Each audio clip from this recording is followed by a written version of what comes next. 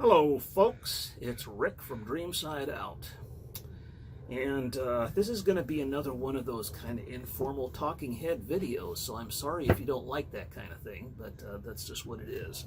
I'm going to sit here and draw a picture while I'm talking. I haven't done that before. I'm not going to show the picture. You're gonna go, dang, can I see this picture? No, this is kind of a personal thing for somebody, but I'm just gonna do this while I'm talking about a situation that is very, I hope is helpful and important for you guys. What I mean is I'm hoping that the information I share is helpful. That's what I meant to say. See, I'm not gonna edit this, I'm just gonna be straightforward with it.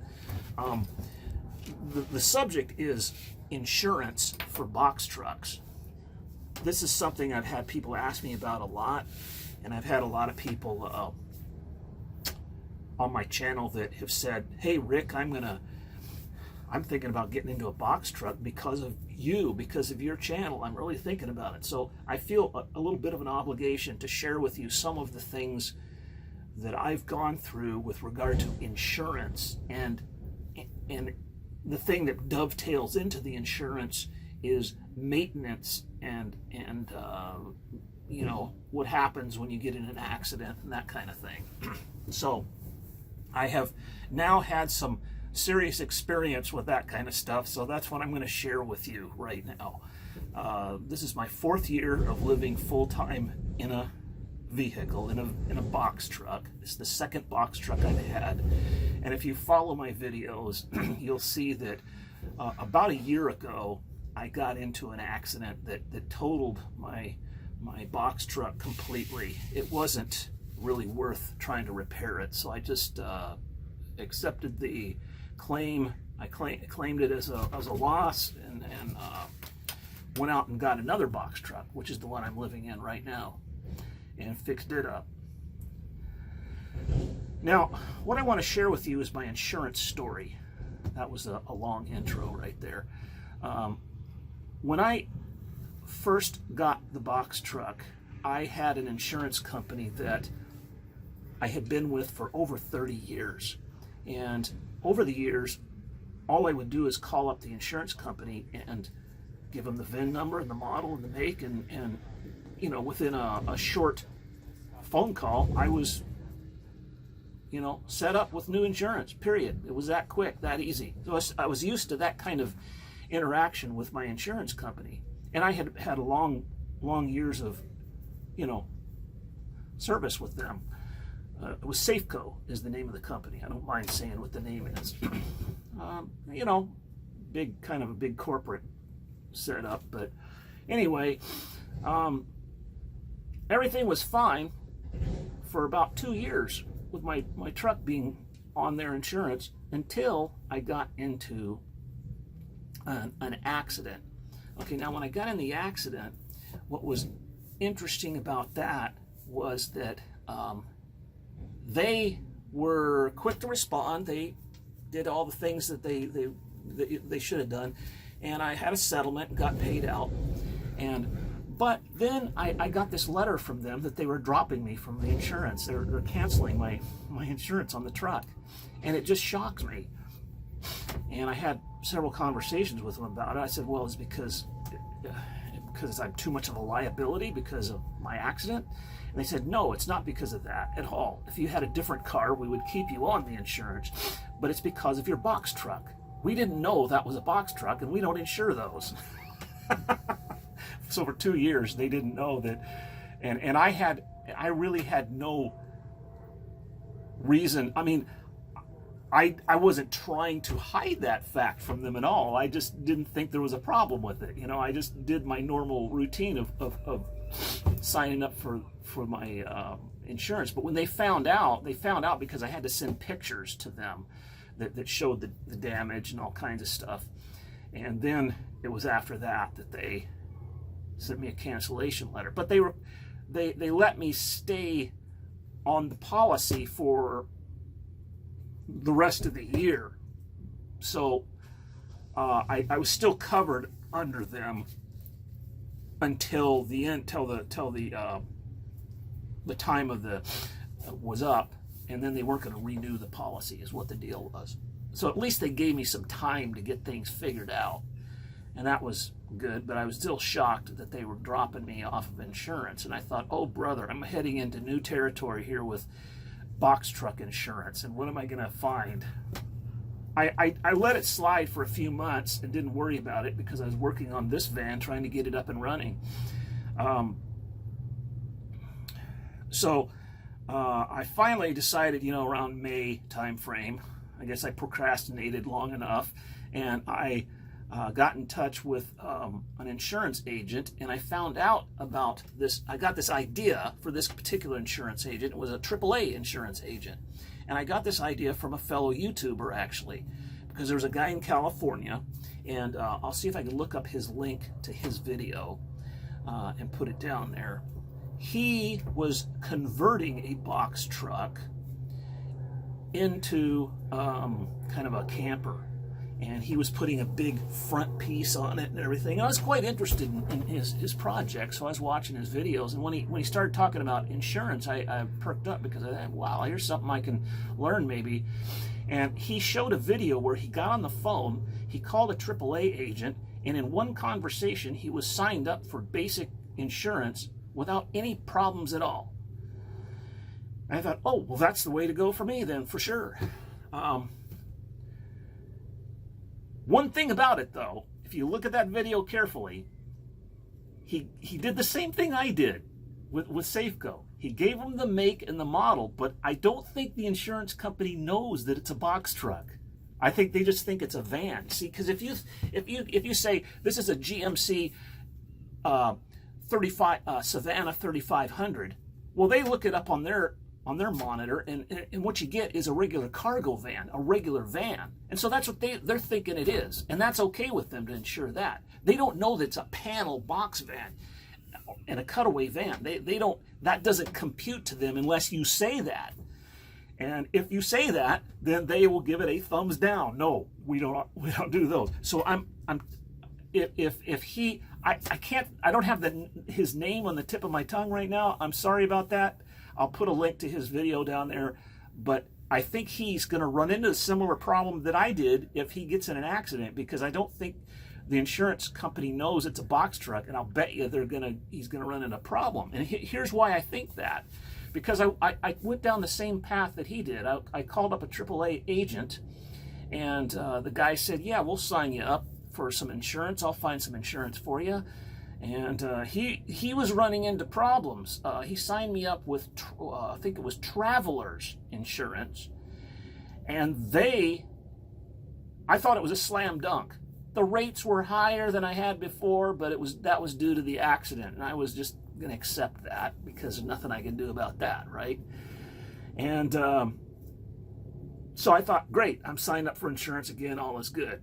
Well, when I contacted them, because I had to do a what do you call it, a interview phone call, so that they could verify all my information and get it in their system and everything. When I did that, I was going through the process, and as I was talking to the guy, I said, yeah, it's a box truck, and then blah blah blah, and he just stopped and says, oh, we don't do those, and we're going to have to cancel this whole thing in by the 23rd of August.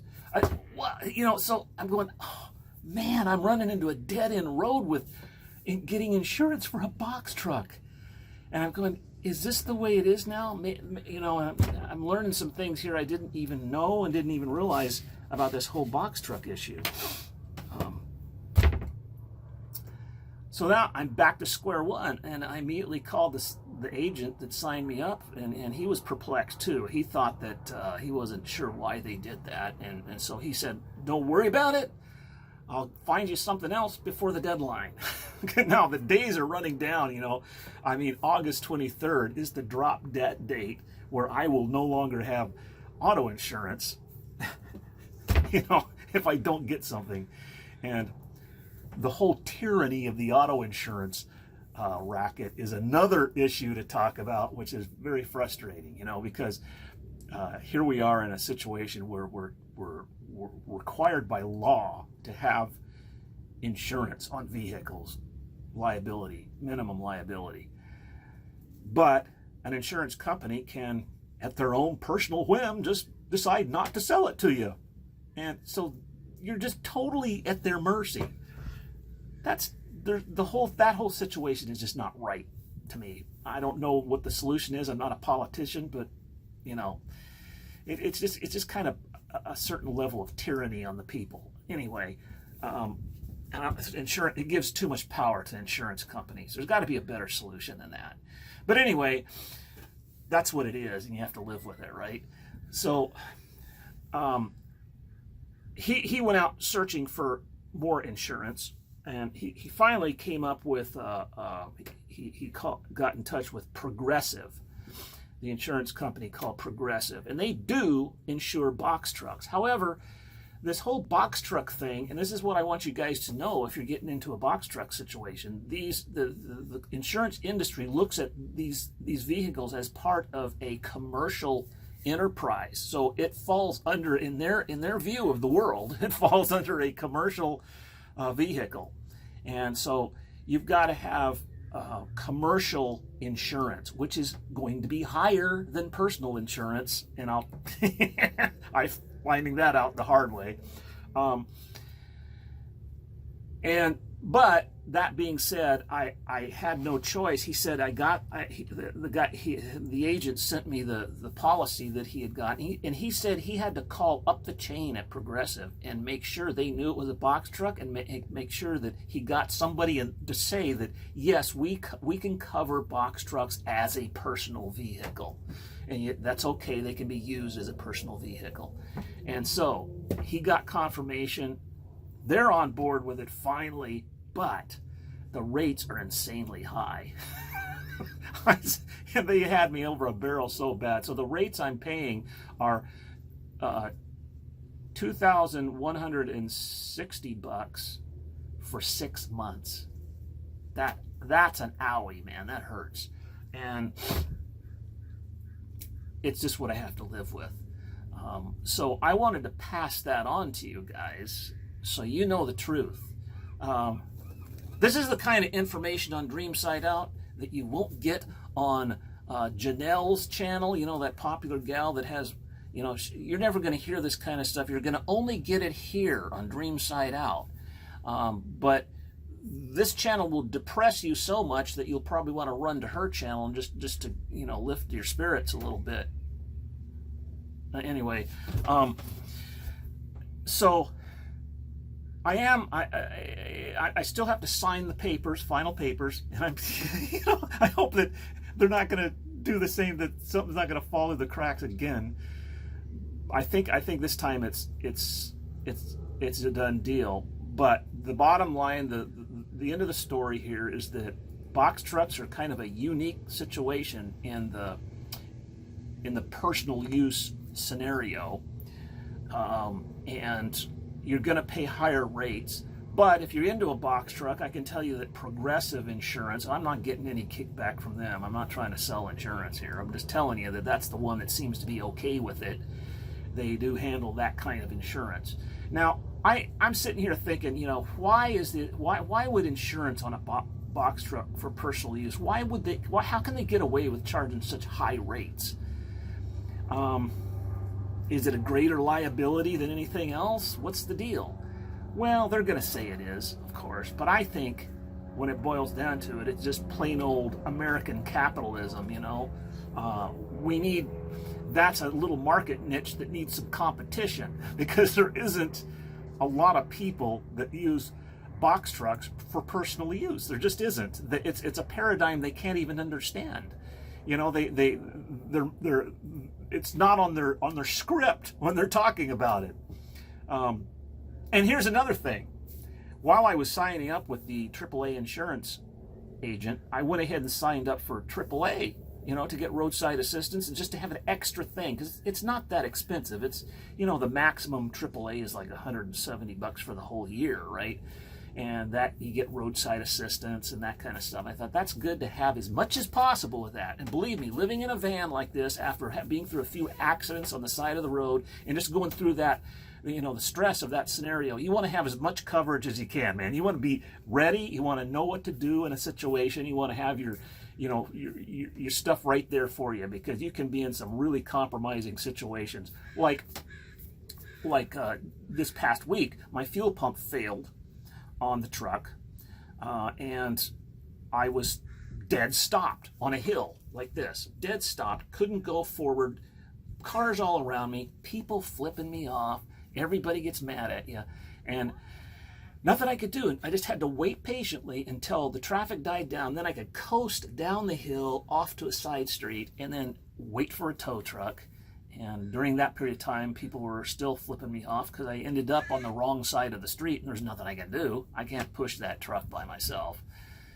So I got the fuel pump fixed, and then that was 2 days of camping out in a in a shop. I actually had to make a deal with the owners of the place that I could sleep in my van while they're working on it, because I had no place to go, and I missed 2 days of work because of it. So there's the kind of stuff that happens. And then just last night, this is why I'm making the video while everything's fresh.